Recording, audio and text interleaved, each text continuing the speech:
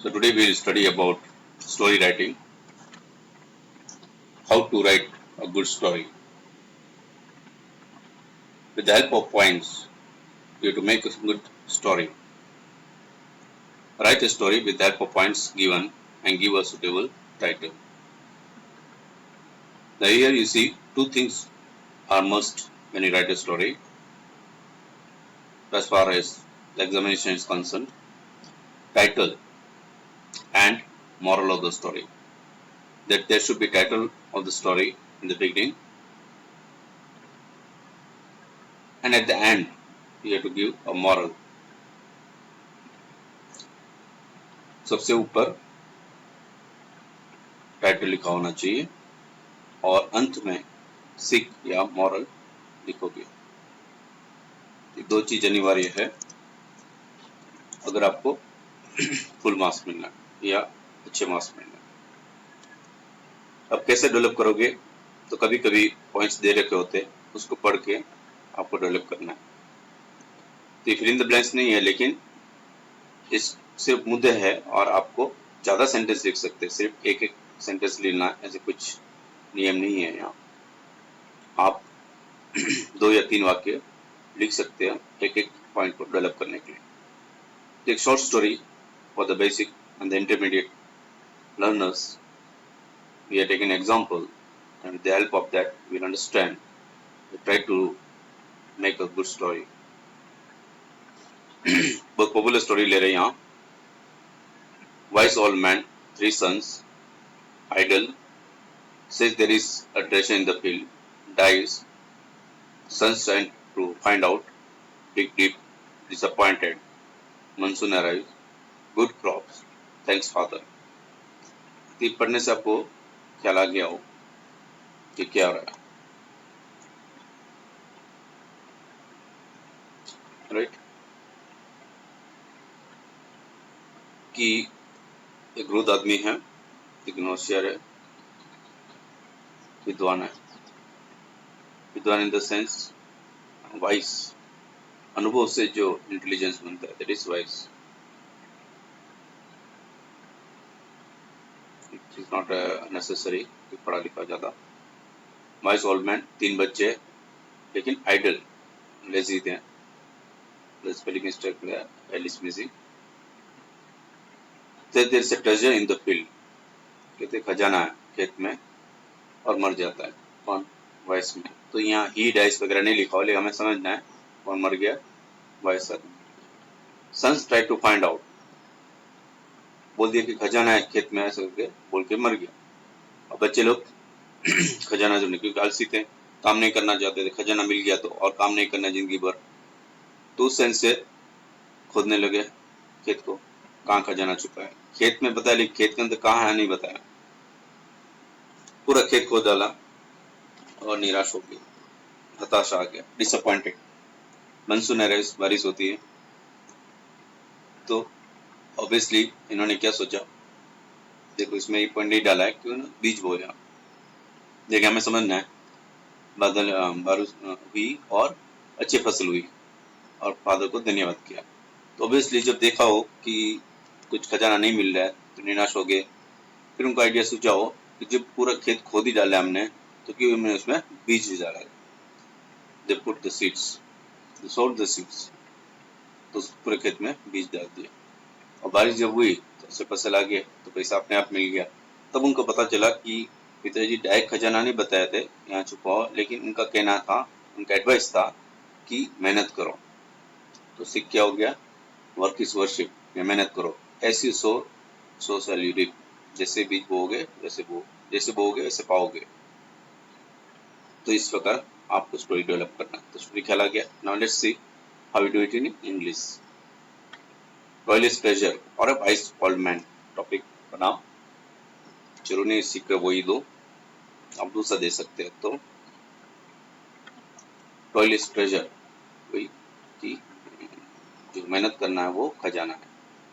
और a wise old man, old man had 3 sons. He himself was a hard-working farmer, but his sons were lazy.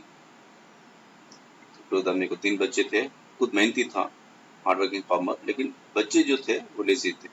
This old man was nearing his end. See, nearing his end. इस प्रकार आपको थोड़ा अच्छे phrase use करना है story writing में. You have to show your English is better, your English is good.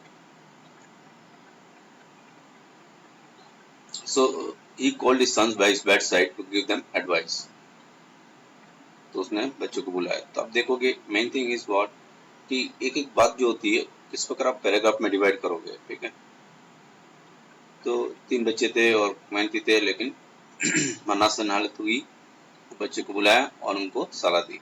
अब सलाह क्या दी, देखो मैं पैराग्राफ चेंज कर रहा हूँ. राइट, ही सेड, उन्होंने बताया, we have big field, I have buried a pot full of gold coins in the field, but I forgotten the exact place where I put. अब देखो पॉइंट्स में ये सब नहीं लिखा है, लेकिन आपने अपना बना के लिखा. तो ये है स्टोरी मेकिंग में, that you have to fly your imagination. आपको कल्पनिक शक्ति से आपके वाक्य रचना भी बनाना है. तो उन्होंने ऐसे बोला, तो उन्होंने डायरेक्ट ऐसे सिर्फ नहीं बोला होगा कि खेत में खजाना है, तो उन्होंने हो सकता है झूठ भी बोल दिया हो.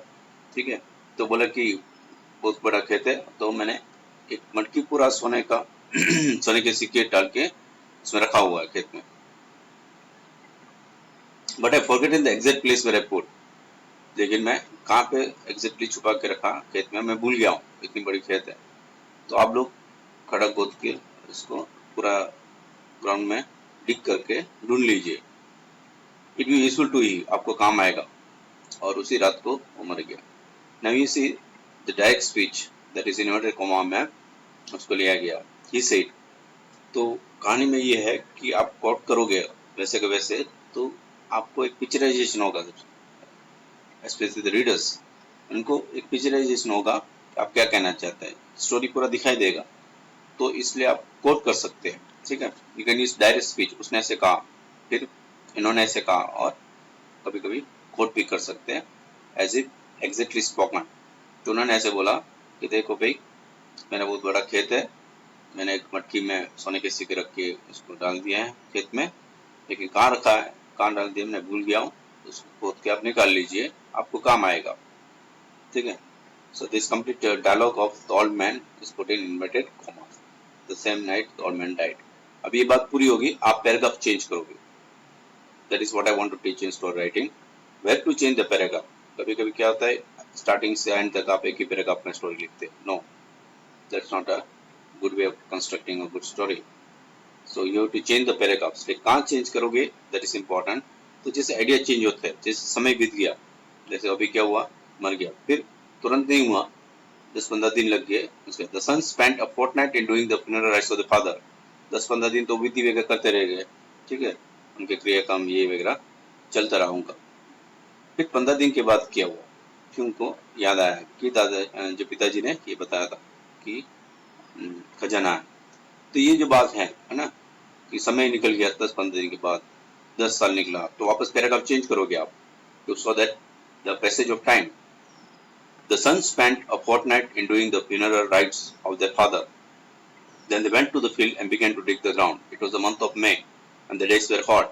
देखो ये आपको काल्पनिक रूप से देखने के लिए रीडर्स को आपने ये सेंटेंस डाला हुआ है. मंथ में था, दिन गर्मी थी, पसीना निकल रहा है, तो पसीना भी बनाना मेहनत किया पूरा, क्योंकि उनको खजाना चाहिए था. तो ये सब पॉइंट में नहीं है, फिर भी आपने डाला. ठीक है, तो स्टोरी इस प्रकार आप you can make a beautiful story by putting more words or sentences which may fly the imagination. ठीक है, रीडर्स के जो काल्पनिक शक्ति को आपको यूज करना है कि वो देख पाए, वो इमेजिन कर पाए आपकी स्टोरी. तो इसलिए क्या करना है, आपको इस प्रकार का सेंटेंस भी लिखना है. तो गर्मी थी, मैं था, ये था, अंधेरा था, ठीक है, बिजली चमक रही थी, कुछ भी ऐसे इमेजिनेशन जिससे कि उनको that creates a very romantic atmosphere, a sense of suspense, a sense of imagination. तो इस प्रकार you should create the what you say the imagination. You should create a picture in the minds of the readers, right? Yet day after day they went on digging the earth. देखिए दिन नहीं किया, दिन ब दिन, बहुत दिन लगा, तुम करते रहे कि खजाना मिल जाए. They dug out the whole field but they found no treasure. तो पूरे खेत को दिए लेकिन कुछ नहीं मिला. अब देखिए बात पूरी होगी. ठीक है, थोड़ा दिन निकल गया, खेत किया, ये किया, ये समय था, बहुत दिन चलता रहा, नहीं मिला. अभी बारिश हुई तो देखो पैराग्राफ चेंज, ठीक है। लेकिन थक गए, कुछ नहीं मिला, रहने दिया, एक दो दिन के बाद हो सकता है, तो दिन के बाद passage of time once again it rained and they sowed seeds, बारिश होने लगी, तुमको लगा कि क्यों ना इसमें बीज बोया जाए, जो खोद ही दिया हमने और बारिश भी आ रही है, लेकिन तुम तुरंत जल्दी से इसमें बीज डाल दिया। Since they dug the field well and turned over the earth, they reaped a rich crop. Then they realized, तो वो डाल दिया और फलस्वरूप क्या हुआ कि फसल अच्छी हुई, फसल हुई अच्छी हुई तो obviously they got wealth। तब उनको पता चला कि उनके फादर ने जो एडवाइस दिया था, then they realized that the father advised them to work hard in the field। कि खजाना इनका कहना ये था कि काम करो खेत में। तो इसी साथ खत्म हो गया स्टोरी और आपने देख लिया कि किस प्रकार डेवलप किया है। The main thing is how to change the paragraphs, ठीक है। बाकी story writing changes from person to person, आप किस प्रकार काल्पनिक शक्ति रीडर्स के आप एक्टिवेट कर सकते हो, that depends on your way of construction. तो हो सके तो यूज डायरेक्ट स्पीच जैसे बताएं यहाँ पे, then use some of the picturisations words like time, climate, right, darkness, तो इस प्रकार भी आप ले सकते हो। फिर ऐसे हुआ, right.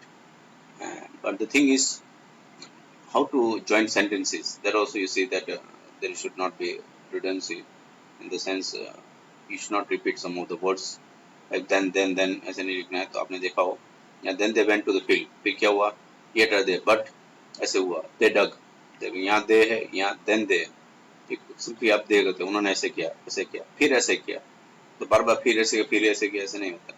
So not don't use then they. So somewhere you can write directly there, then you can use then, right? So this is how we use it. देखो यहाँ but, यहाँ देखो so, फिर उन्होंने ऐसे किया, लेकिन ऐसे हुआ, ऐसे since they dug the field and turned over the rich reap crop। देखो यहाँ 3 सेंटेंस join किया, right? So a bit longer sentence you can make by joining 2 or 3 sentences.